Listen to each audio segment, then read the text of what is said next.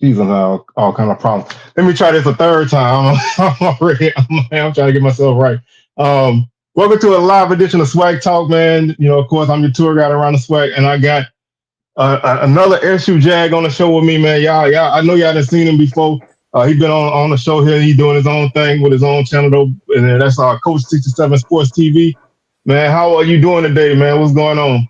I'm blessed and highly favored. C. Wells, I appreciate you having me on your platform. Outside of being a little bit chilly here in the great city of Baton Rouge, all is well. Oh yeah, most definitely, man. And this weather don't seem like it's gonna change too much, but we're gonna keep it warm in here. You know what I'm saying? We got the heat going, and we're gonna talk a little Southern football. And like I say, Coach reached out to me, and he wanted to go ahead and let's chop it up again, like we did in the preseason. So we're gonna do this postseason way, and you know how I do, and you know how he do. We both gonna keep it 100. I say I don't ever hold my tongue on Southern, and I know he gonna speak here too. So you want to get the clean, clear, uncensored, and you're gonna get it here. So we're gonna first and foremost, man. Let me thank everybody for tuning in. That's number one. And I also want to really quick promote our Swag Smoke show tomorrow. We got a special guest, Traquan Thomas from formerly Alabama State. Now he heading toward the Legacy Bowl and everything. He gonna be joining us on the show tomorrow, so y'all check that out. And we got a couple other things going on, but this is Jaguar show today. I know everybody else here. Y'all want to get y'all little stuff in while we talk about Southern. That's all good. But first off, man, Coach, man, what was your thoughts on the season in general? Well, when you and I did the show, special 4th of July edition of your show, basically I picked Southern to win the West, and I picked Jackson State to win the East. And it ended up coming to fruition. However, the way the season started, I think Southern overachieved. I didn't think they were going to be, because my mom, my nephew, and myself, we went to that first game in Lake Charles against McNeese. It only rained about 10 minutes, but the fact that we went and sat in the rain, and Southern led that game like 75-80% of the game, and they ended up coming back and losing that game. I was so heated. I was highly agitated, and I had to drive 2 hours and 10 minutes from Lake Charles back to Baton Rouge with wet clothes on, wet socks on, wet underwear on. I was heated. So the season didn't get started off on a good note. Noah, him throwing the interception in the end zone was, in my opinion, the early turning point in that game, because you already up 7-0. Your defense really playing well. I didn't realize. It took me a while to realize that Kelby Givens switched his number from 92 to 1 in that game. But Yeah, that was perfect. Yeah, that was kind of crazy. I wish I knew that going in. But anyway, you trying to force a pass in the end zone when you got somebody wide open in the flats. It might not have got you the first down, but you never know. And that was kind of a turning point in that game, early in the game. Late in the game, you up 7-0. McNeese struggled. The crazy thing about it is McNeese gave, Clifton McDowell, they gave him 100 racks to be their starting quarterback. When in all actuality, I really think he legitimately could have beat Harold Blood out for the starting quarterback position the season before. But that's another story. And, you get it blocked. They return it. And then, of course, your offense just kind of unraveled. Your offensive line play was real suspect. Receivers dropped a lot of passes. And then you fast forward to the next week against Savannah State, and Noah, he struggled big time. It was time to give him the hook. And Zay came in and he played well. And we like, all right, we got our guy. And then you go to J State, and hey, J State just kind of give you the business. Zay get hurt. Noah come in, and I think he had a lot of empty calories in that game. And then at that point, I'm like, hey, everything else kind of hit and miss. And it was kind of a roller coaster ride. But to me, as a Southern University fan, the real low point in the season to me was getting beat down at home by Nicholls State. And, on that show, I told you, Senior went to Nickel State, but he didn't go to Nickel State by choice. My grandmother said, "Hey, you better get your behind and go down there to Thibodeau." Like I said, where I'm from, Thibodeau is only 35 minutes south of where I'm from. Whereas, to get to Southern is like 65. It's like 60 to 55 minutes, going in the opposite direction. So, of course, Senior was a diehard Southern University fan. When we had games like, and that's the crazy thing about it, like, there was seasons where Southern only, like 93 season, they only lost one game. And Nickel State only like won a game or two that year, and they beat Southern.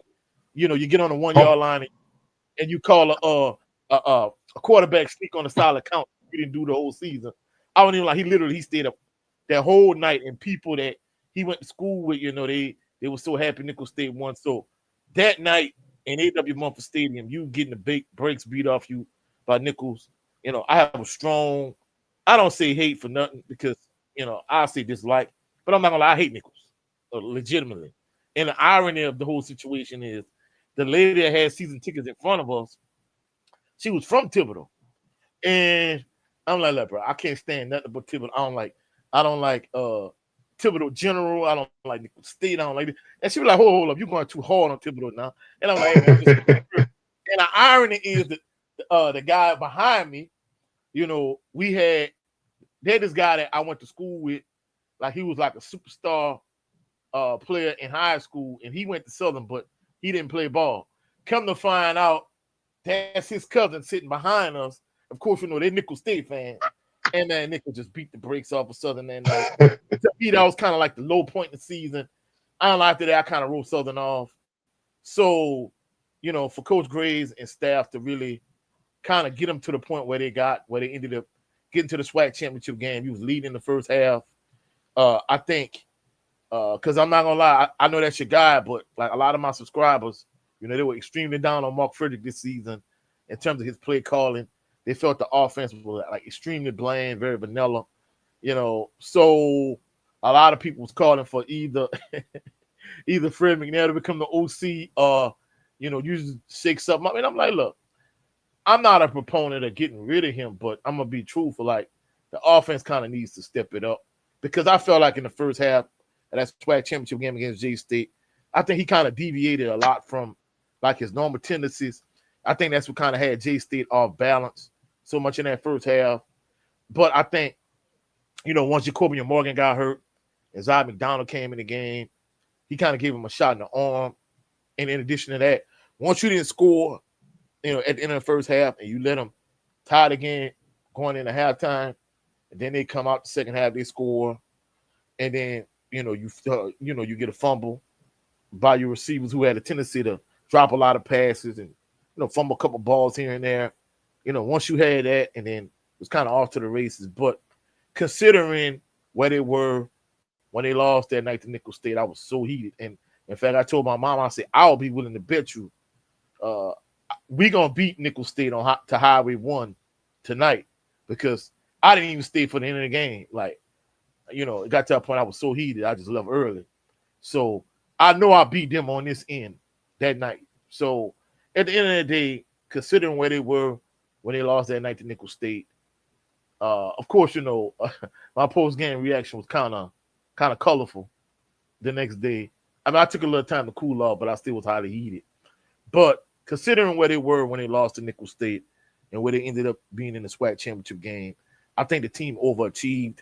And I think Coach Graves and staff, I think they have an excellent opportunity to kind of use this past season as a building block and as a stepping stone to greater things. But like I said, in my post-game reaction to the SWAC championship game, I think they need to do an excellent job of recruiting. And I'm not going to lie, they got a ridiculous amount of offers out there. More players starting to commit. But I think the thing that a lot of my subscribers are saying is, the major need area from a recruiting standpoint is the wide receiver position. I think this past season, I said this on your show, for the 4th of July, I felt like Chandler Whitfield was the best receiver going into the season. And I think this season, he was clearly like the number one guy.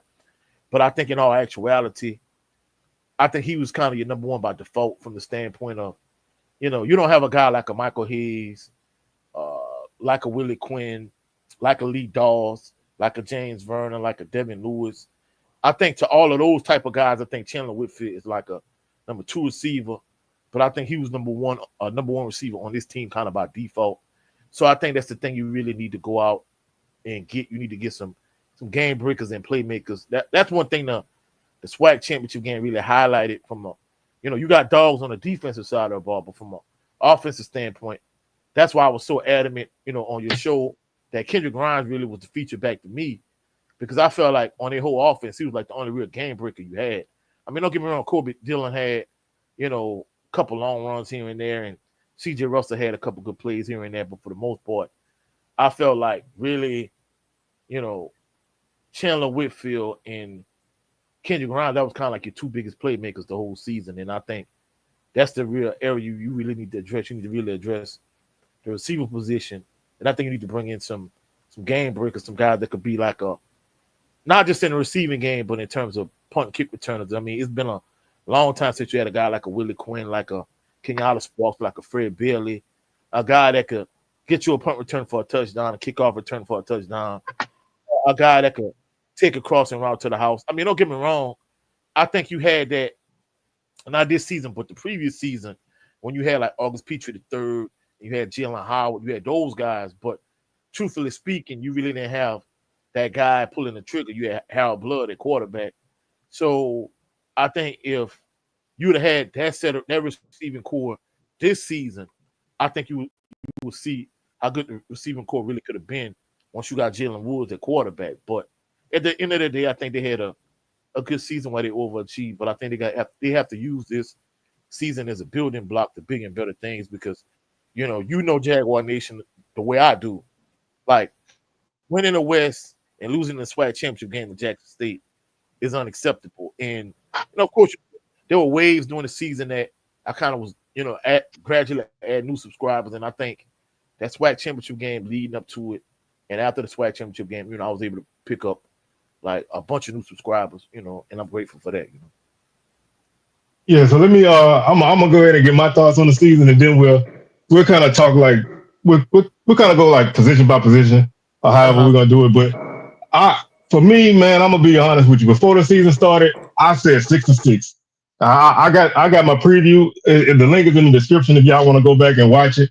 I always said this was a 6-6 team because I felt like we had a lot of question outs on the offensive line. Quarterback was an issue, and like you said, we didn't necessarily have any game breakers on offense other than Kendrick Grimes. And we had a lot of holes on defense, but the defense, filled them holes in pretty quick. Shout out to my boy Vince Page out there. Stepped up big time at linebacker.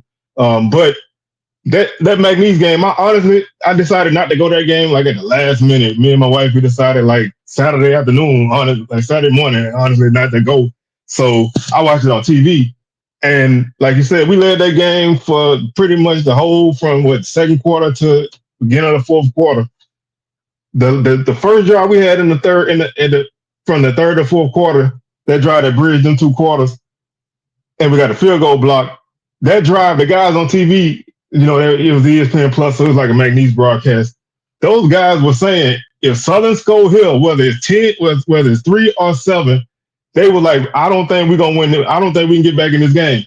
And so they honestly felt with the way they were playing, because they had bench Clifton McDowell. They had a backup kid in there who really couldn't get a lot going offensively. They felt like the way they was playing offensively, if they gave up 3 points and went behind 10-0, they ain't think they could get back in that game. So for them to block that field goal and return it down to 5 or whatever and run it in, that was that just changed everything. And like you said, that Nichols game, man, and if anybody know me, y'all know I take losses hard, man. Coach, I think I probably hate Nichols probably worse than you do, and you from that area.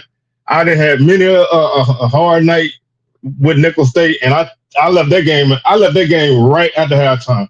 That's the first time I ever left a game that early. Like I honestly almost left that game in the second quarter, but my wife was like she wanted to see the band and everything, so we just left almost immediately after halftime. That was rock bottom for me, especially because we came off of a bye week.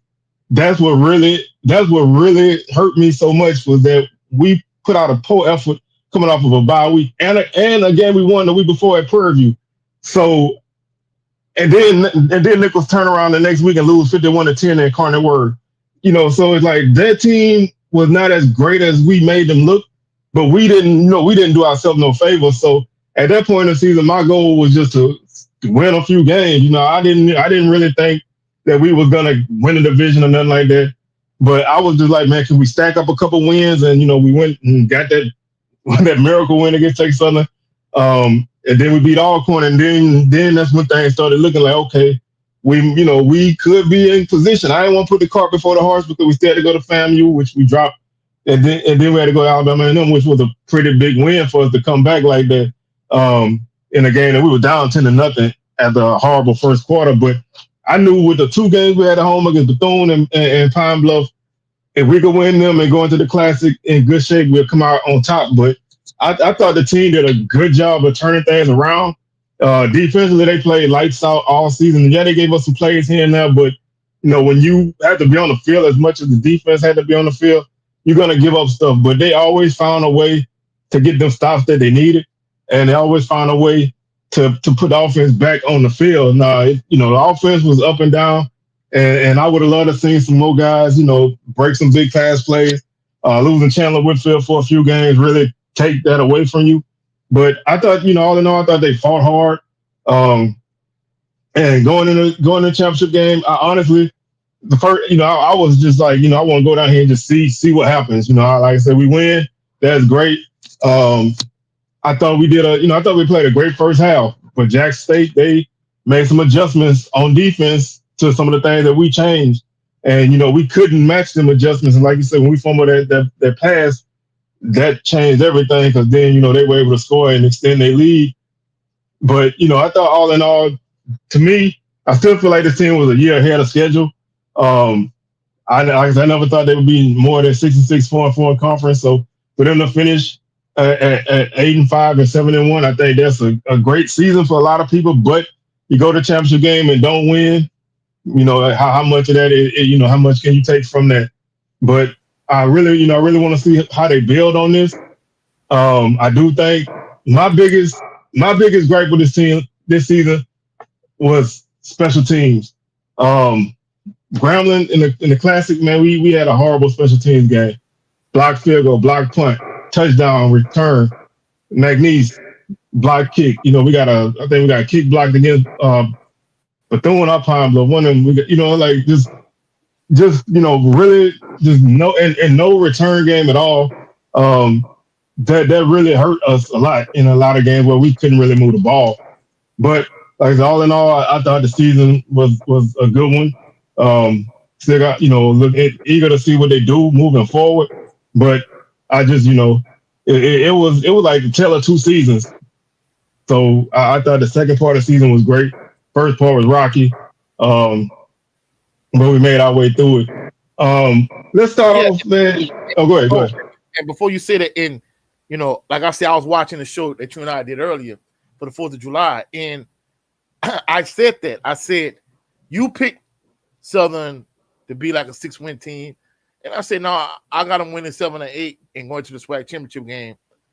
For people that don't believe me, go back and look at the show.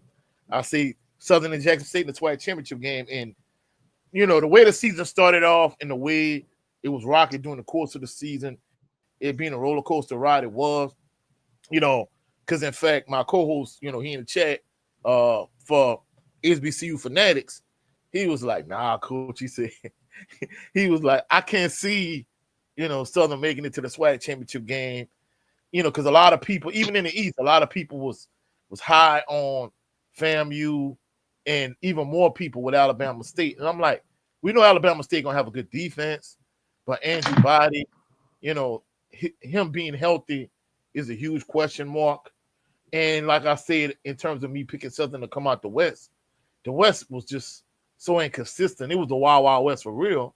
So that's why I picked Southern to come out the West, Jackson State to come out the East. Lo and behold, they both made it to the SWAC championship game. I felt like if they would have been able to capitalize on The momentum they had in the first half, I think they could have won that game. But, you know, I still think they overachieved. And, when you was talking about the McNeese State game, that Clifton McDowell, and he didn't do nothing. The backup kid came in there, the white guy, 6-shooter. He was more the passer. McDowell was more the, like, Bashawn McCree, the Darius Skelton type quarterback. Neither one of them really could get it going. But once they blocked it, they ran it back for to the 5. McDowell ended up running in for a touchdown. And then the offense struggled, and McNeese was able to just – in fact, really, they didn't even throw the ball like none after that point. McDowell had a long run. It was like 3rd and 8. He had a long run. And once they scored, it was kind of like they kind of gave up. I'm like, man, y'all let this game like 75, 85% of the game. And they come back and let it get away like that. But, they ended up, turning around next week against Savannah. And like I said, more than anything, I felt like the season was like a roller coaster ride. They had some real tough wins against Texas Southern, against Alabama A&M. I'm not going to lie, I didn't think they were going to pull out either one of those games. But, the season ended up being good. Like you say, it's a good building block season. But I think they have to do a better job recruiting. I mean, don't get me wrong. I think, for those individuals that subscribe to my channel, I think they do a good job recruiting from a high school perspective. I think they do a good job in the junior college and community college ranks. But I think they need to get a few more guys, like I said, particularly a receiver from the transfer portal when it comes to from FBS schools, from Power 5s to PWIs. I think if they could get a few of those big name type guys that, even though I know Delaware State has Deshaun Jackson, but if you could get like, a couple 3, 4-star receivers, I think you'll be straight, Yeah, I totally agree. Like I said, you need game breakers, man. When you run, when you're a coach that's as run oriented as Mark Frederick is, and he gonna run the ball regardless. When you that run oriented, you need those guys that can make the defense pay for when they commit to stopping the run, and that's what killed us against FAMU. We could not hit the broadside of a barn passing the ball that game. And they realized in the second half they started loading up the box, and we couldn't capitalize. So you need those guys that could take them 5 or 10 yard passes and stretch them out to 20, 25, 30 yard games, take them to the house. You need that kind of stuff to kind of make the defense have to recognize that we can't lack on the pass game and overcompensate for running because we're gonna get hurt that way. So I really think that we need that. And like I said, again, the return game, man, that's like I always say, man, Southern leads the league in almost. We almost get interceptions. We dropped a ton of interceptions early in the season, and we almost get loose on returns. It's always like one guy, coming out the wedge, one guy trip you up. You probably could have got more yardage if you get past that one man, but we always at that almost, and it's frustrating, but that's where they are right now. And one thing too to kind of piggyback when we talk about the wide receivers, man, the wide receivers dropped so many passes this season. Oh my goodness! Now early in the season, they holler, they was talking about how inconsistent Noah and Zay was, but to me, I think once you got to the point where Jalen Woods became the starter late in the season, it was no excuse for you to drop all these passes. And I mean, that's one thing they really need to clean up. You cannot drop so many passes. And, that to me, I think that was something that really kind of, bit them in the backside throughout the course of the season. And major shout out to Doc Holliday, HBCU Overdrive. Major shout out to him because leading up to the SWAC championship game, I was on his show and, we had a good Jackson State versus Southern, conversation. Good 3-hour show. We talked about the all SWAC teams and this, that, and the third. I talked about things from the SWAC side from the Southern side of things. He talked about things from the Jackson State side of things. And, it ended up being an excellent show, So maybe shout out to Doc Holliday, HBCU Overdrive. Yeah, most definitely, man. Shout out Doc. Doc been on the show with us too, man, chopping it up. Man, shout out to my boy Big Soldier out there. I know he probably tuned in, but shout out to the whole Swag Smoke crew and everybody else tuning in. Shout out to y'all. We might as well just since we kind of been talking receivers, we might as well kind of stay there for a second. I did think we had, like I said, we had a couple of guys who, and I'm a lump the tight end in with receivers because Dupree Fuller, I thought he had a pretty good season this year. When they targeted him, he finished with 30 catches on the season. Looking at his numbers now, 370 yards and 2 touchdowns. Crazy, basically game-winning touchdown against A&M. Yeah. I thought he was the guy who made some good catches when they got the ball to him. I thought Minor did okay at tight end. He had a couple big drops in the Classic. He had one in this championship game, but I don't know when they targeted the tight ends this season. I thought they did a good job. A lot of it seemed like they went away from it. Tight ends caught 46 passes this year, so I mean that's way more than they caught the last couple of years. They caught like 10 passes combined in the last 2 years. So that's a weapon that's always going to be there in the SWAC. I think some of it was the play calling, some of it was the quarterbacks and missing them guys. But I think that's a weapon that you need to keep advantage of. But other than that, like I said, really what I thought they had a couple of younger guys play well late in the season. I know Jefferson and Brown, they played pretty well late in the year. Harris had a big reception against Bethune, but I think some of those guys are solid, but we do need that. We do need that playmaker guy at that spot, especially a bigger body guy that can get those 50-50 balls for you. I think that's what we need. But like I say, quarterback and receivers, they have to be on the same page. And it was some games that they were on the same page, and some games they were not in the same book. But Yeah. I think that's one of the big problems there. And I think Darren Morris, now that Chandler Whitfield, now that he, he's no longer there, he's no longer be there. I think he your best at this point. I think he your best returning receiver. Now, shout out to my brother Jake Good. He pointed this out to me. I was unaware of this, that Quay Davis was suspended. I think him and, if I'm not mistaken, Cam, they got two Cam wide receivers. One of them was suspended.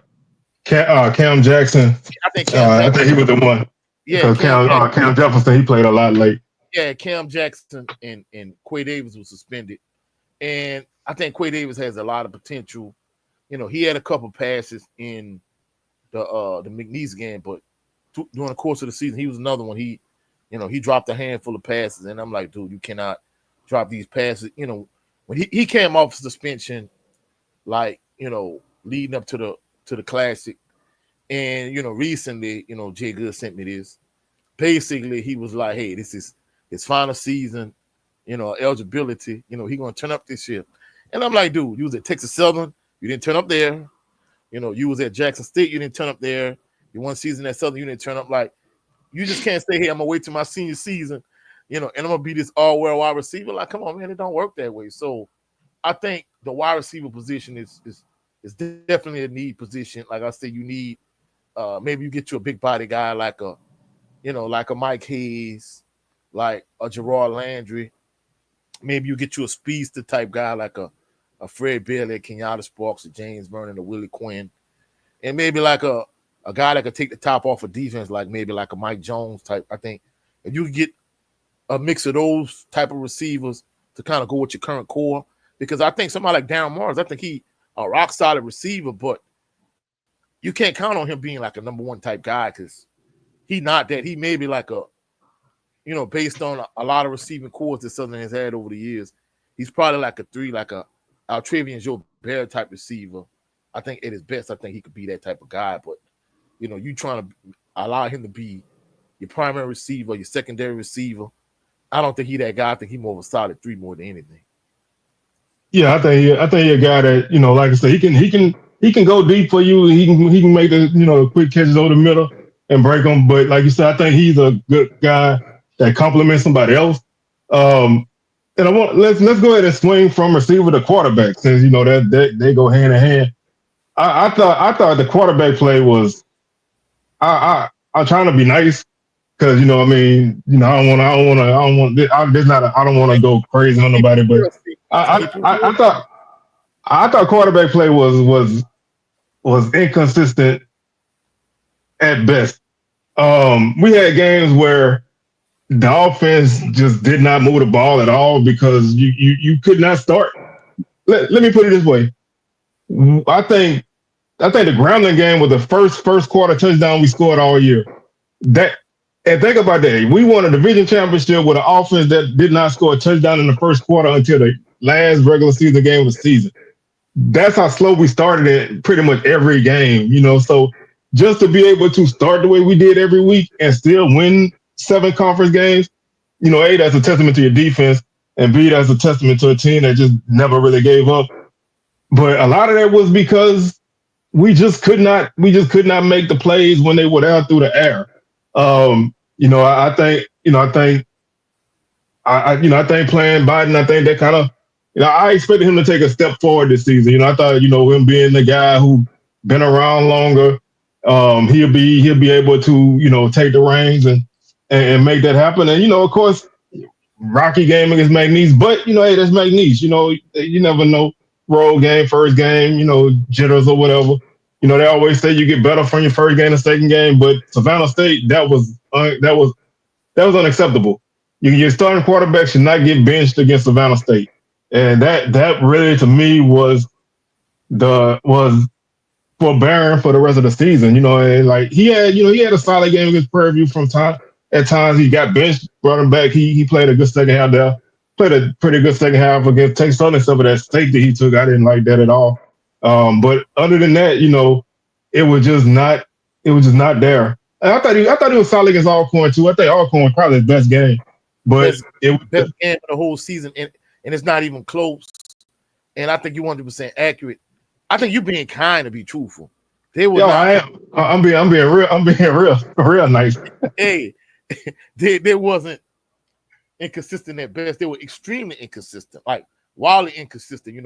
Watching him play in the game against McNeese State, I'm like, man, come on, bro. Like he started off good. Like your defense basically gave you the ball twice early, and him throwing the interception, I think, was kind of like the early turning point in the game. Then Savannah State, like you said, that was extremely unacceptable. At that point, I kind of felt like it was Zay's job to lose.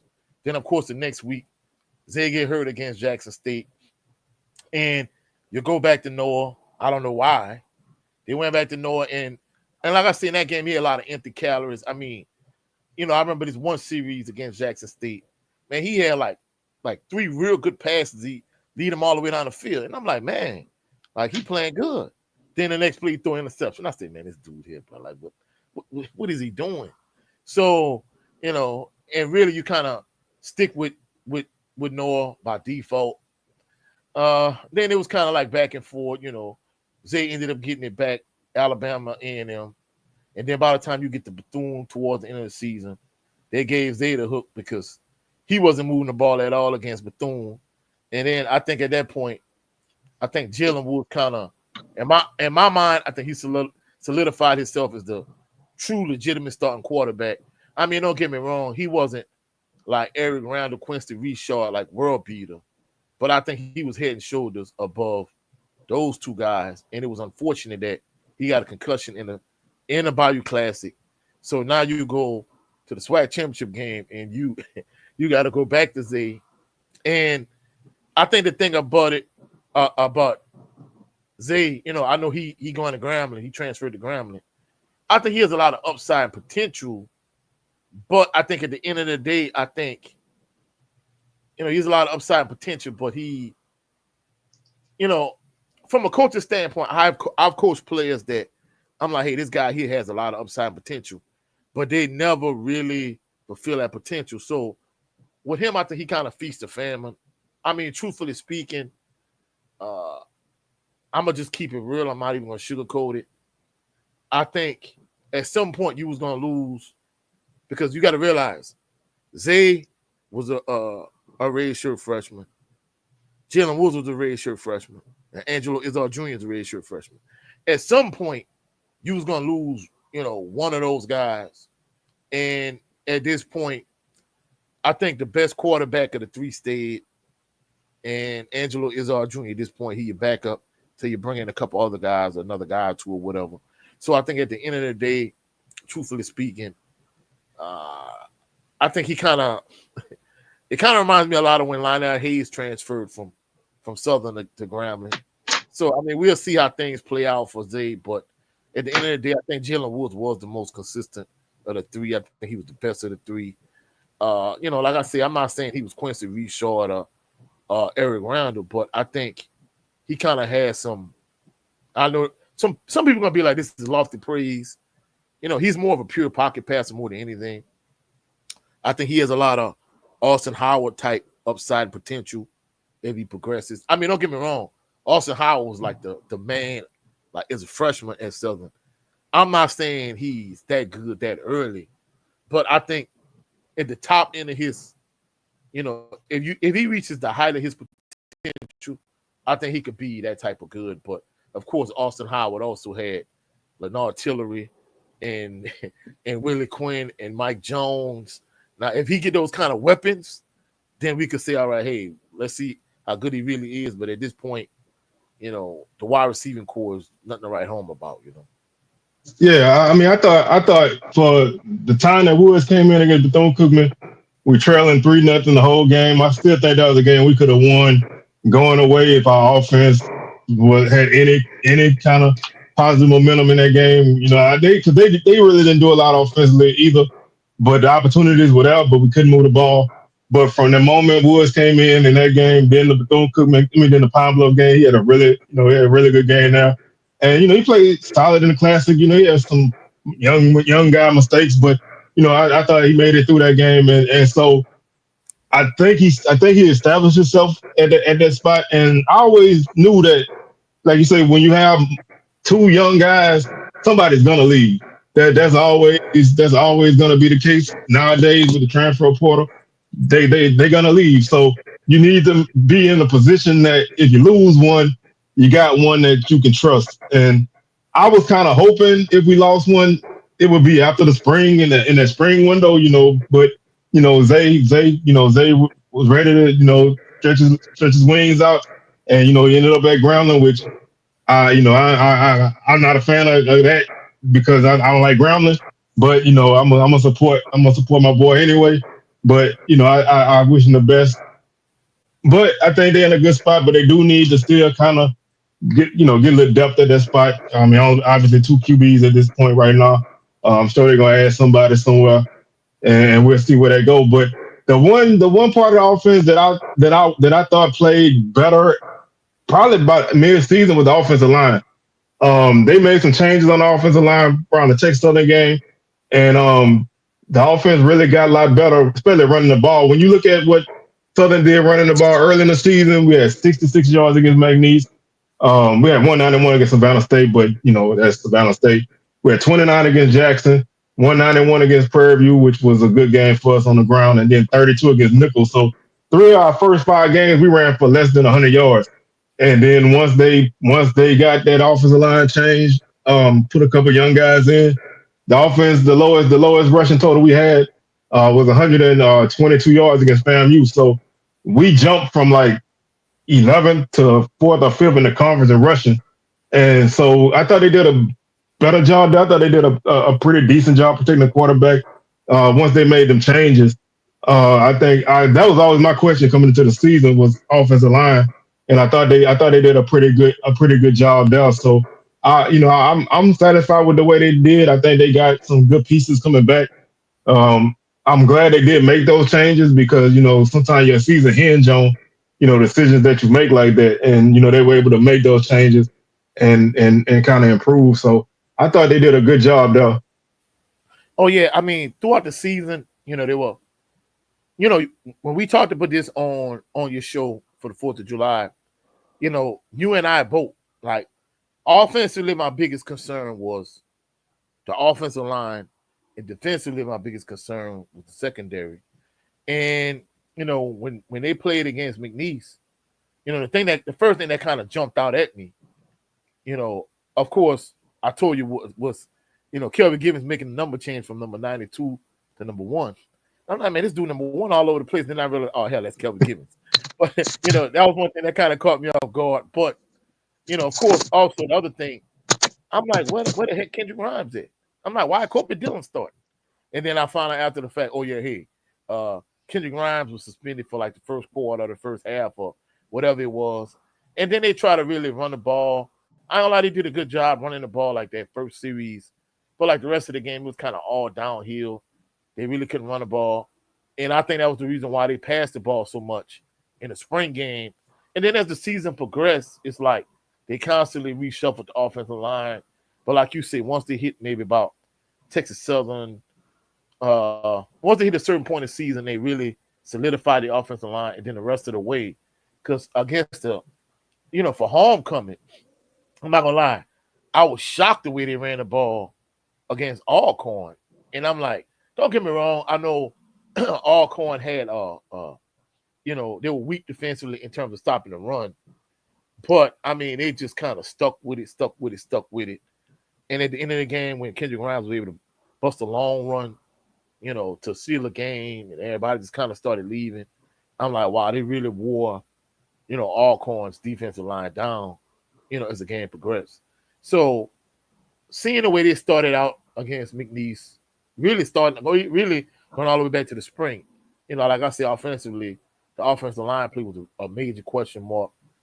Thing I was really concerned about, because I'm not gonna lie, Willie Miles, he dominated the offensive line in the spring. You know what I'm saying? The Gonzalez kid that transferred from McNeese was like the only offensive lineman that really had a post like the whole spring game. Like the rest of them was just constantly getting beat. Jelani Davis, and I'm like, damn man, y'all like some of these. I'm not gonna lie, some of the linebackers and defensive linemen that played in, really outside of Willie Miles, that played in the spring game that was beating these offensive linemen. I had never even heard of some of these guys. So, that let me know it was a major question mark. But once they really got, to later in the season, they was able to really solidify the offensive line. It was I was pleasantly surprised, but I think they kind of got exposed to a certain degree, in the SWAC championship game against J State, because, like Doc Holliday and I said, I'm not gonna lie, he said this then on HBC Overdrive. He was like, hey, what y'all did against Grambling and Alcorn and some of these other teams, y'all ain't going to be the pound of rock against J State. He was like, it's not going to happen, coach.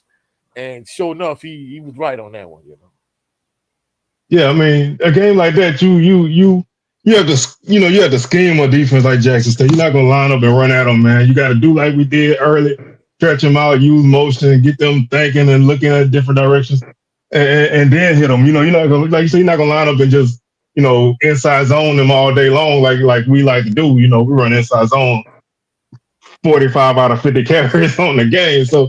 You're not going to be able to do that. I mean, that defense is too strong for that. They're too stout inside. They're too quick out on the ends. And their linebackers tackle well. So you're not going to, you know what I'm saying? You're not going to get those plays. You might get them here and there, but you're not going to get them consistently like we did in the other game. So you have to have, I think one of the things we missed in this offense, and, I thought the backs did a solid job. I thought, Dylan, I think Dylan lost a step from his first year at Southern. I know he had a couple of injuries and he wasn't as fast as he was. He had a lot of injuries. So yeah, he was hurt 2 years in a row, and he had a couple of big runs where he took off, and because first off, our 3 starting running backs, they all look the same. They're all about the same height. They're all about the same weight. They're all wear single digits. They all got dreads. So first glance, I think one game he took off, and I thought it was Ryan. So I stood up. I'm like, it's a touchdown. And he got caught. I'm like, oh, that's Dylan, because he had 1 touchdown all year. Because he didn't have that breakaway ability that he used to have, but he was a good, consistent guy for you to run the ball. But I think that was one of the things that that hurt them, is that we never really used a lot of jet sweeps or anything like that to kind of keep a defense honest, keep them looking for other things. But when you pound somebody with numbers, just sheer bulk amount of carries, it's gonna bust open. Ran the ball 50 times against Alcorn. You're gonna, eventually it's gonna bust open. You run the ball at somebody that many times. Ran the ball 45 times against Grambling. It's gonna, you keep pounding somebody like that, it's gonna bust open. But I thought we needed that extra oomph there. But I thought the backs did well. they really improved as the season went on. We had some big runs. Kendrick Grimes did what he do. Definitely was a guy who hit a lot of big touchdown runs, especially in overtime. Dude was electric in overtime. It just seemed like in overtime he hit another level. But um, I think I think a guy like that, really, like you said earlier, I think a guy like Rhymes should have the ball in his hands more, especially in terms of just keeping the defense from packing it in. He gonna get outside, he gonna get to the edge, he gone. So I think you need to take advantage of a guy with that with that breakaway ability. But all in all, I thought the backs did well. We had a couple fumble issues in the middle of the season, but they kind of cleaned that up. So I thought the backs did pretty well. Oh, let me address Odell real quick. Cooper Dillon, he got hurt back-to-back years. And evidently, he got those Raiders shirts back. So he's been at Southern 4 years. He exhausted all his eligibility. So he has 2 years of eligibility left because he got those 2 Raiders shirt years back. So he can't stay at Southern. I know he's been offered by, I think by Alcorn. I think Alcorn, a Prairie View, one of them offered him, and another school Texas Southern offered. Texas Southern offered him. So I think if he had his choice, I think he would stay at Southern. But of course, they grass, you can have grad students that been at the school all 4 years or whatever. So he didn't leave Southern by choice. It's just a rule that they have in the SWAC or whatever. So that's the reason why he hit the portal. But Jay Good and I used to talk about this, during the course of the season, behind the scenes in our group chat. First and foremost, I think they really miss like a power back like a Gerard Sims. Because, when they had Kendrick Grimes and Carl Ligon and Gerard Sims was like the power back of the group that could get you like them tough yards, them short yards, whatever the case may be. Like if it's 3rd and 1, 3rd and 2, whatever, Gerard Sims could kind of go and get you that. Whereas, like you said, like you pointed out, on the 4th of July show we did, Corbin Dillon, he wasn't legitimately a running back. He was like a quarterback in high school, So he kind of transitioned to that position. And CJ Russell, he kind of always was like a speedy type guy. And, that's one thing I kind of hated over the years, even going back to Pete Richardson. Like, I remember Lionel Nicholas was like all world at Donaldsonville High School. And, Melvin Williams Jr. was all world at Ascension Catholic. But they get to Southern, and, the prototypical running back at Southern was like a 3rd down type back, because in the NFL, the prototypical backs at the time was Barry Sanders, Thurman Thomas, and Emmitt Smith. And Southern kind of always did stick with that, like, smallish 3rd down type running back, where somebody like Lionel Nicholas was a power back, but Pete Richardson never gave him touches himself for like at the end of games. It really wasn't until somebody like a Steele Adams came along where Southern really started playing like bigger backs, but they kind of always stuck with that prototype. And I think Corbin Dillon, to a certain degree, he kind of feel that Gerard Sims role, but he still wasn't a power back like Sims. And no, I mean, he was like 195 pounds. Yeah, that's my point. That's my point. And of course, Coach Graves made it clear that he believed in back by committee. But that's why, when you and I did the show, I was so adamant that Kendrick Grimes should get the most touches, is because, not only, your offensive line was questionable, but you really don't have no game breakers in terms of at the wide receiver position and your quarterback position inconsistent. I felt like, truthfully speaking, like Grimes should have got as many touches as you could give him. I mean, don't get me wrong. I was cool with the two of them, like getting a bunch of carries against Alcorn, but I felt like certain games, Ryan should have got the most carries. But, like Coach Graves said, he believed in back by committee. And, more than anything, it kind of is what it is, Yeah, I mean, like I say, when you play that style of ball and you getting multiple guys, pretty equal carries, because we had a couple games where everybody had like between 10 and 12 carries. They trying to go with the hot hand, but I do think you still need to, I think you still need to have that guy, whoever it is. I think you need to have that guy that you like. This is our number one dude. He gonna get the touches first, and everybody else can come behind him. But All in all, I didn't have no real complaints with the running backs. I thought they did a good job. They all had big runs here and there. Um, and everybody was able to contribute. I look forward to a young guy like Barry Remo. They use him so much as a short yardage back. I don't really think that's what he is, but they use him so much as a short yardage back. I expect to see some good things out of him this upcoming season. Asbury coming in as a freshman should be a solid back. A couple other guys that can carry the load. But let's switch to defense, man. We No. spent some Hey, time. Oh, go real ahead. quick, let me touch on your Barry Remo point. Barry Remo is 5'9", 165 pounds. Why in the Yeah, hell? he not a power. He not a short yardage back, man. But I'm not gonna lie. See, in the McNeese State game, what they did was when they got on the goal line, they lined up in the eye, which Southern rarely did, and they put him at fullback. And you thinking Rhymes or Dylan gonna get the ball out the eye, whether it's a ISO lead or it's a toss or whatever. And they surprised McNeese by giving him the up back the ball. And I'm like, all right, cool, that's something different. But then they got to a point as the season progressed, they kept trying to do the same thing. You get, homecoming, you up against Alcorn State, and you're in the same down and distance. You run the same play you ran the first game of the season against McNeese. You didn't fool Alcorn State with that. That's why they shut it down. So, I don't think that's really going to be his role. I think they're really trying to put him in there just to kind of get him a couple touches. Yeah, get him touches. But it got to a point where it was too predictable. I'm like, come on, man, please do not give him this 5'9", 165-pound running back the ball on the 1 yard line. Of course, sure enough, guess what? Alcorn State was ready for it. So, I think that's one of the things I didn't like about the offense. It was bland, it was vanilla, it was extremely predictable. And not only that, if Coach Gray said, hey, we're gonna play it back by committee, cool. But there were instances where you could have, put Kobe Dillon and Kendrick Rhymes in the game at the same time.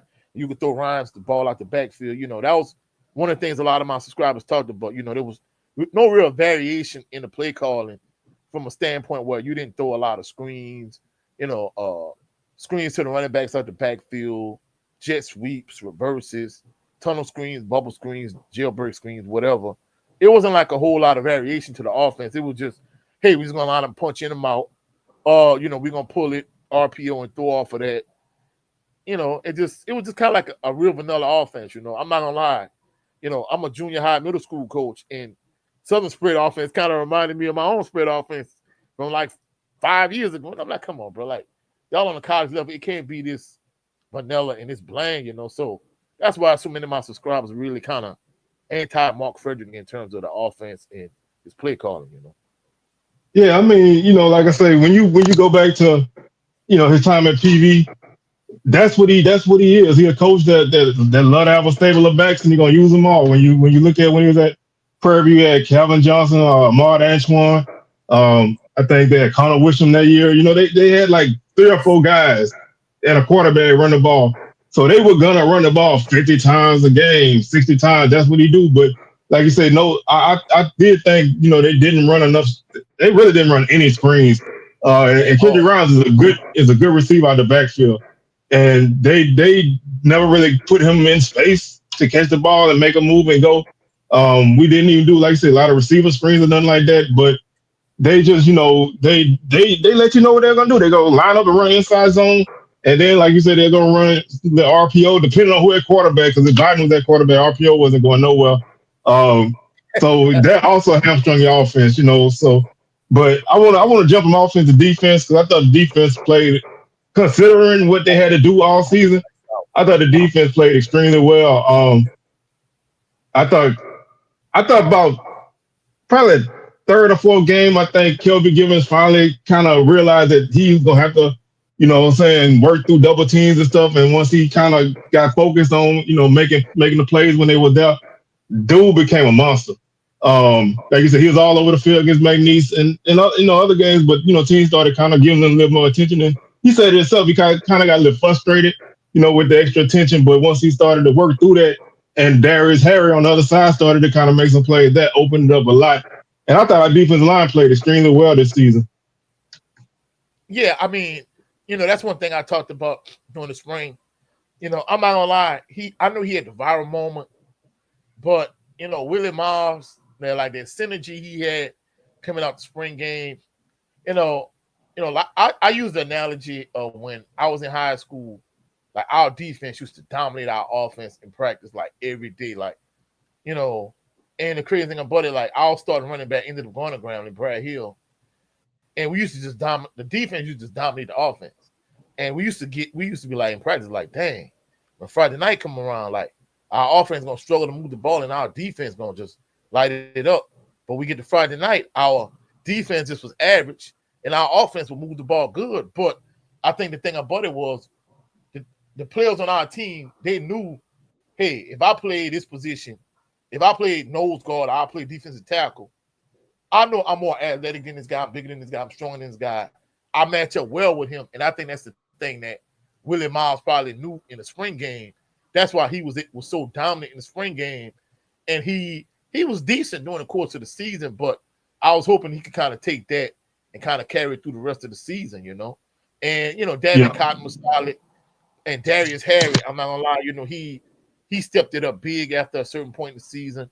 And during the spring game, I thought as good a spring as he had, I thought Jelani Davis would have been, more than just a blitzing linebacker, but maybe he could be, a better player this coming season. But I'm not gonna lie, Vince Page, I told you when I did the show with Doc Holliday on HBC Overdrive, that's one thing I kind of feel to mention. Like a lot of members of Jaguar Nation felt like Herman Bristol III and Vince Page got snubbed, for the all SWAC team, because one of the people I'm cool with, he was like, man, Vince Page kind of remind me of Vince Lance. I said, I ain't gonna lie, Vince Page was rock solid. Hey, Vince Lance is kind of like otherworldly. I don't know if Vince Page was as good as Vince Lance, but I'm not gonna lie, Vince Page had a very good season. Herman Bristol III was all over the field. Rodney Johnson, when he wasn't hurt, he was solid at cornerback. I think he was, the best cornerback during the season. Like you said in the 4th of July show, you was like, he really was your only returning starter in terms of your secondary. So I think, that's one thing about it the last few years. The defense has kind of been rock solid, been reliable, been dependable, and pretty much carried the offense. Whereas, offensively, they struggle to move the ball. I think, I see some of the commitments they're getting or whatever the case may be. I don't know if some of these guys are going to be able to fill in and plug in right away. But the way they've been able to kind of get guys, I mean, I don't care even if we're talking about, like Trey Lance, even though he ended up, hitting the portal and transferring to Indiana. It seems like Southern has always been able to get these guys on the defensive side of the ball, especially like the front six or they 4-2-5. It's like they always been able to get guys to come in and just kind of be productive, So my only thing is going into the season is Herman Bristol III going to be able to come back and do his thing. Is Vince Page going to be able to, cap it off with an even better season next year? But more than anything, is Kelby Givens going to have drop off? Hopefully, he doesn't have like a Jordan Lewis, Joe Williams type drop off his senior year. And of course, Joe Williams and Jordan Lewis, they had drop offs for different reasons. Whereas I felt like with Jordan Lewis, it was more of a scheme change because I really never felt like Jordan Lewis was like a legitimate defensive end. I felt like he was more of a blitzing linebacker or maybe like a 3-4, 3-3 stack outside linebacker. Whereas like Joe Williams was like a legit defensive end, but Joe Williams' his senior year, he didn't have nobody really feed off on the opposite end. He didn't have like a Kendall Shello type to feed off of. And then, of course, DeMarcus Miller was gone also. So he got doubled a lot, a ridiculous amount his senior year. Teams chipped on him a lot. So hopefully, with Kelby Givens, he could either have just as good a senior year as he had this past year or even better senior year. So I think that's your real 3 key players for next year: Kelby Givens, Vince Page, and Herman Bristol III. Yeah, I like I said, I thought I coming into the season, I had high hopes for Vince Page. I had him on the show, really good dude, what I'm saying? So I had a lot of high hopes for him. And he didn't really get in early, but once he got in and kind of started getting himself acclimated to the defense, he became a playmaker for that defense, and that combination with him and Derek Williams was a really good linebacker combo. I thought they both fed off each other well. They both made plays. They didn't miss a lot of tackles at them spots. And I think all in all, the defense didn't really miss a ton of tackles, especially in the pass game. We led the league in pass defense, which considering how much they was on the field, that's a testament to the way those guys play. They they just, they were able to make things happen and all game long when their backs were against the wall, when they needed to. They always made plays. So, and like I said, I thought Herman Bristol, he stepped up big too in the secondary. So you got kind of a foundation this year of guys who contributed and played well, and they should be good. They add in a few guys, like you say, out the portal. They add some defensive guys, especially on the front four. So I think they're gonna be solid still there. I like I said, I never really had a big issue with defense because they always seemed like they had a gear that they could hit when they got their backs against the wall. They typically was able to dig in and get that stop regardless of when it was. So I always felt like if it wasn't for our defense, we would have been in a big hole all season. So for what they had to do and what they had to work with, I thought they did a great job. I mean, they had some games where they got gashed on the ground, but they always, they still kind of managed to stop teams from scoring for the most part. Yeah, and I think it's going to be interesting how they really how are they going to replace Willie Miles and Devin Cotton and Darius Harry. I mean, really, Kelby Gibbons like the only real returner you got on that D line. So it's gonna be interesting to see. And that's the crazy thing about it. Like I say, Trey Lance had like a killer spring, and I'm thinking to myself, all right, he entered the portal, not this past spring, but the previous spring.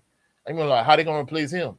And then you come back, you got Kelby Gibbons, and you got Taj Brown. You move Taj Brown from nose guard to defensive end. So Yeah, it's crazy how beast. they just keep coming in. They can find the guys defensively, but I think if your defense, if they ever get to the point where their offense matches their defense, there'll be a problem. And that's been a problem like the last 3 seasons where your defense pretty much been carrying you the whole game, and your offense just really haven't been able to give you enough to kind of get you over the top. So I think the defense is going to be straight. The offense is where my concern lies. Oh yeah, always. But I want to say one more thing on defense before we jump to special teams real quick. I think the scheme that Southern run, they ultra aggressive. So you need a solid secondary, and I know that sounds redundant. Everybody needs a solid secondary, but when Southern has a good secondary, especially guys that tackle well, that really helps because when you getting pressure on the quarterback, he got to just throw the ball anywhere, put the ball in the guy's hands, and they get him on the ground without getting a huge gain. That helps you so much.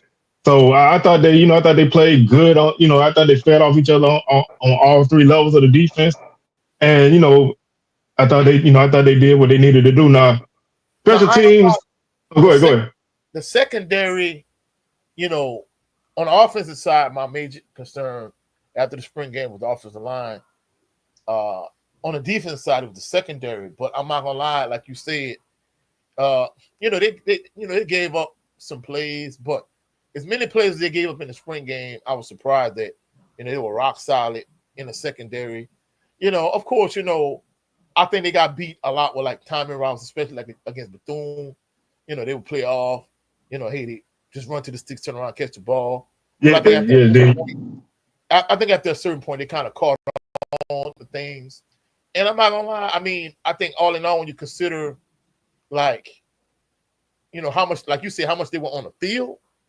I mean, they really didn't play bad when you consider like how many snaps they would have to play on the field, game in and game out. And I think, overall, like we say, they really have 3 foundational players to really build around, And I don't know what it is. I mean, in terms of like Southern University, like players in the secondary, I think Herman Bristol III is going to be huge because he kind of, I'm not saying he's on this level, but I mean, anytime you got guys like Sean Wallace, and Ricky RV, those guys are really thumpers on the back end. And of course, we saw what he did in the Bayou Classic, because initially when he made the hit, I'm like, what they threw the flag for? He's not a defensive receiver. Then when I saw the instant replay, I'm like, oh my goodness. So that's why I was happy that young man ended up being, everything ended up working out for him. He got out the hospital. He was well because I ain't gonna lie, Herman Bristol the third, that boy, not only does he make a lot of tackles, but he's a thumper. Oh yeah, I mean that's what you want back there. You want a guy that's gonna let guys know he's out. Because you do that Yeah, enough, yeah. they gonna be aware of that when they come across the middle again. And he had a couple interceptions too, which I will say one downside with our defense was we dropped so many interceptions, especially early in the season. We dropped. I think at one point I counted we dropped like 9 interceptions at one point early in the season. And some of them were plays where it didn't really matter because maybe it was fourth down but we could have slammed the door on Prairie View. We dropped the interception. We ended up getting 2 sacks back to back by Jelani Davis, but Yeah, we had an interception that that would have killed a game in overtime. Dropped it. We had yeah. an Hey, interception. yep. We I dropped a remember couple that. of times, but I thought they overcame that because I think it wasn't until like the fifth or sixth game before they got their first interception of the season. But when you get them opportunities, you need to cash in on them because when your offense is playing the way they're playing, you need to get those plays for them. But they overcame that, and they started to catch some of them more as the season went on. But I never really worried about the defense, so I'm gonna just leave it at that. I think the defense was, numbers might not always been great. They run defense numbers wasn't always great, but I thought they were opportunistic and they made the plays when they needed to make them. They bent but didn't break a lot, and that's kind of what you got to do. Real quick, special teams, man, it was a mixed bag. Honestly, we got 3 field goals blocked, which various reasons, that happened. Um, I thought the punt game. I did not like the punt game at all season. Um, I thought we did not pin teams back enough. With the way your offense moving the ball, and you giving it, you not flipping the field, that puts even more pressure on your defense. Like it got to the point where my wife was like guessing how long each punt was gonna be, and I'm like, she was getting it pretty much on the head. She's like, oh, that's gonna be 30 yards, or that's gonna be 25 yards, and I'm like, and almost every time she was getting it right on the head. So like that's not a good sign. And when you go from having a guy who can do that for you to a guy who at that point not really doing it, it puts extra pressure on you. But we were able to overcome that. We was a very fortunate team, man. So I'm gonna just put it like that. We had a lot of things that could have went wrong that didn't. For other teams, they would have went wrong. So we were able to survive a lot of that. And we talked about the return game. That's just been the last few years. That's just been a disappointment, honestly. If that's one area of the team that I'm like, that's not Southern football, is that. We always had guys that could return kicks or punts. You always had guys that could be game breakers. And I know we got guys, I know there's guys on the team that can do the job. They just got to. I don't know if it's the coaching and the scheme they were trying to do on returns, or they're not putting the right guys out there. But I mean, they had to do something. I mean, we just didn't capitalize on nothing. I mean, our longest punt return was 18 yards. Yeah. And our longest kick return was 30 yards. That's not gonna get it against. I mean, that's just not gonna get it. I mean, that's just that's always gonna be a gripe of mine. Yeah, and of course, the show you and I did, and you said that's your guy. Of course, I saw on X that, with the new rule, he has more eligibility. I don't know if he's able to come back to Southern or not, but I told you this. Then I said, man, we really gonna miss Ruben Beauplants. And sure enough, I'm not gonna lie, we missed Mr. Golden Foot in such a major way. Yes, we did. Yes, we Hey, did. no disrespect to Kenny Lee fam, but I'm gonna keep it a buck. He left a lot to be desired from a punt standpoint. I'm not gonna lie, in my section on the east side, consistently they was like, man, this dude here, hell, we need to send him back to Alcorn or wherever he came from. And I'm like, wow. They were like, I see why he transferred because he trashed. And I'm like, ooh. So I'm not gonna lie, my section, it was brutal when it came to the punting. So, I mean, yeah. I mean, I don't know. They definitely need a punter. If you can't get him, like a Matt Bushart type. You need somebody that could legitimately flip the field when your offense not moving the ball. And then in terms of the return game, like you said, you miss guys like over the years, you had guys like, Ezra Landry and Willie Quinn and Fred Bailey and Kenyatta Sparks. It's like, come on, man. Like you said, I'm sure they have that type of talent somewhere. But, Chandler Whitfield got to a point where, not this season, but season before last, he had the big fumble against FAMU, and then early in the season he had a couple issues. You ended up moving Kendrick Grimes in that position, and that's not really, some running backs are, game breakers on the offensive side, but they're not that good a punt returner, and he wasn't that good a punt returner. And even the guy, the kid Morgan, I wonder what happened to him. Like, he was supposed to be like this good punt returner that never got to play. So I mean, I don't know, but they need to get a guy that could really be a game breaker in that area, And not only that, it's gonna be, and I know he was extremely inconsistent. Like you said, I know he, the offensive line, especially against McNeese, like the blocking up front was terrible. That's why they was able to block that field goal against McNeese. And he got a couple others blocked in the course of the season. He got one blocked in the Classic against Grambling. I think, Joshua Griffin, he has NFL leg strength, but he's inconsistent. He has the leg strength, but the accuracy kind of comes and goes. If he's going to make it on the next level, I think he has the leg strength, but the accuracy needs to greatly improve and the consistency needs to improve. But it's going to be hard to replace him. I don't think, I've seen a kicker at Southern that's probably been as good as him since maybe Carlos Leach, maybe. Oh yeah, you gotta go. You gotta go. With the distance, with leg strength, yeah, I would say that probably been the last guy we had with a leg that strong. I mean, we had some guys who were solid, but they weren't long range guys. With Josh, man, I look at it when he come on the field. If it's 40 plus, I give him a great chance of making it. So, I think that's a weapon that we're gonna miss. I mean, he was 4.8 from 40 to 49 yards. He had 1 for 1 from 50 plus this year. So, he made 5 out of 9 kicks from 40 plus. That's damn good. Of course, he gonna come in there, he gonna miss you yeah, he gonna miss you a short one. You know what I'm saying?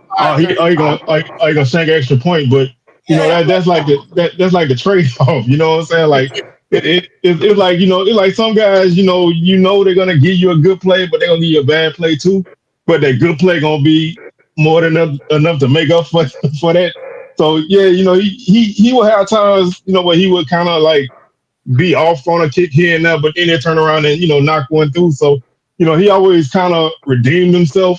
And I think that's what kind of that makes it better for your offense when you get into a certain point of field that you're gonna come out there with at least something.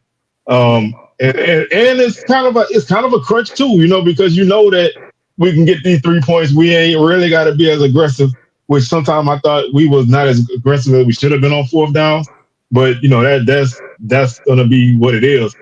But all in all, man, like I said, all of this shapes up to a team that when you look at a lot of stuff, you kind of look at it like, how did the team win 7 games in conference? But we had some good breaks.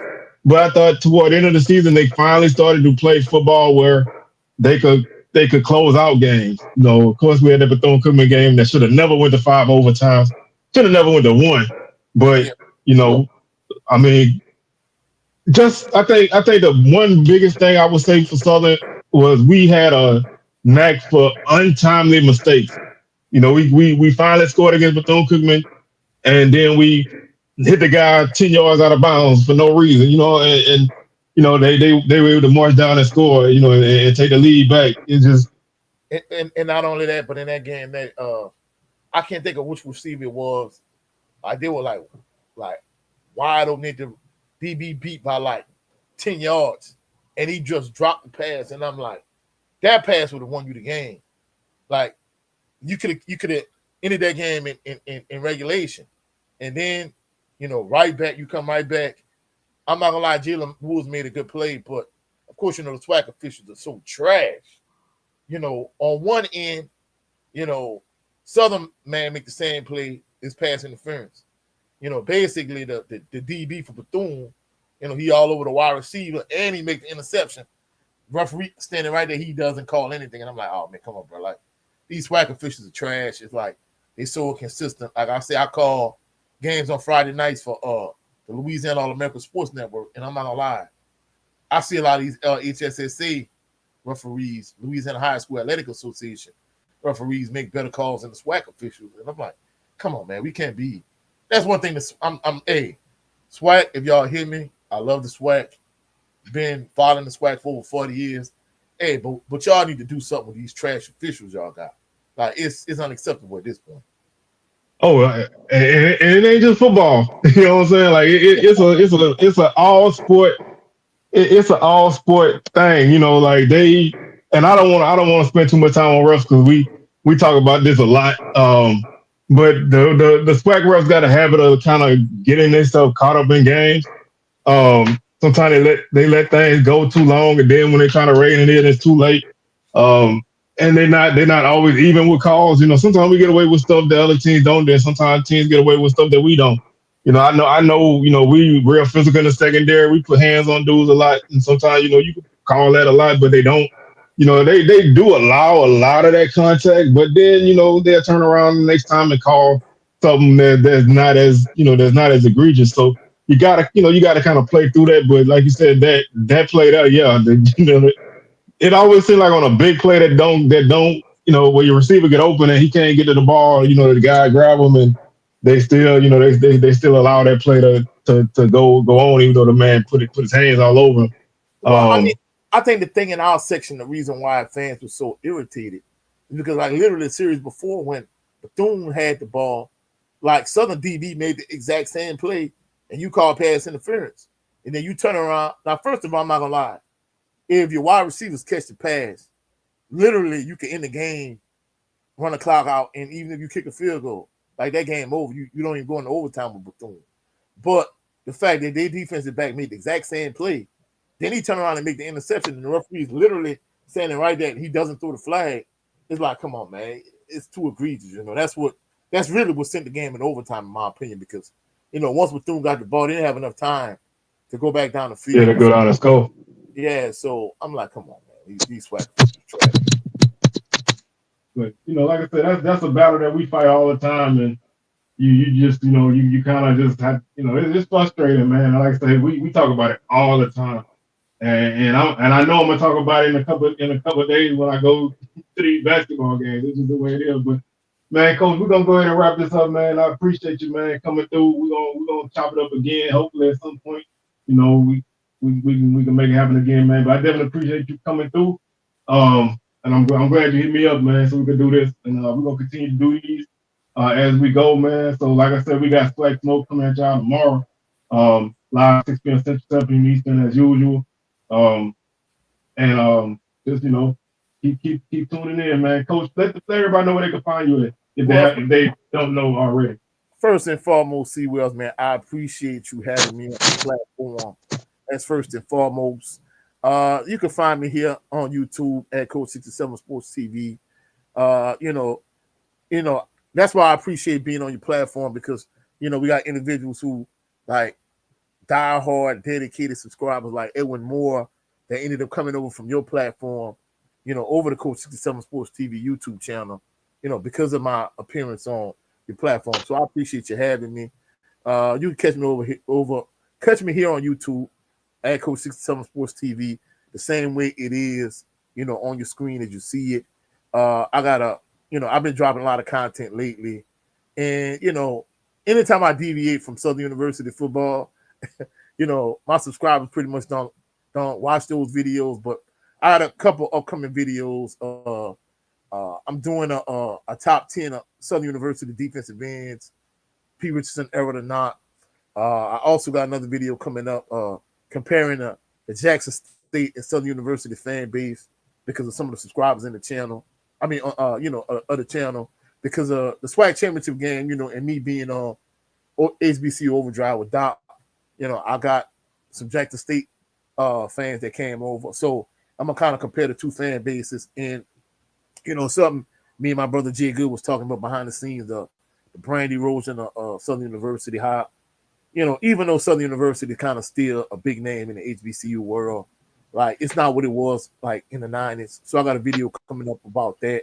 The NIL and the landscape of recruiting changing. So I got a bunch of content dropping. So if you're a diehard Southern University fan, coming over to my channel, and I got a lot of content for you coming up. But I appreciate you having me on your platform, bro. Much Oh success man, and blessings to you.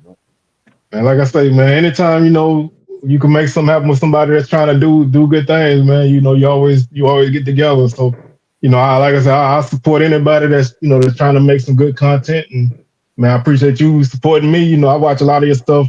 I always pull up your post game reactions and stuff. So I always keep tabs on what's going on that side of the street. But Yes, sir. like I said, man, I'd like to thank y'all for tuning in, man. We're gonna go ahead and get on up out of here.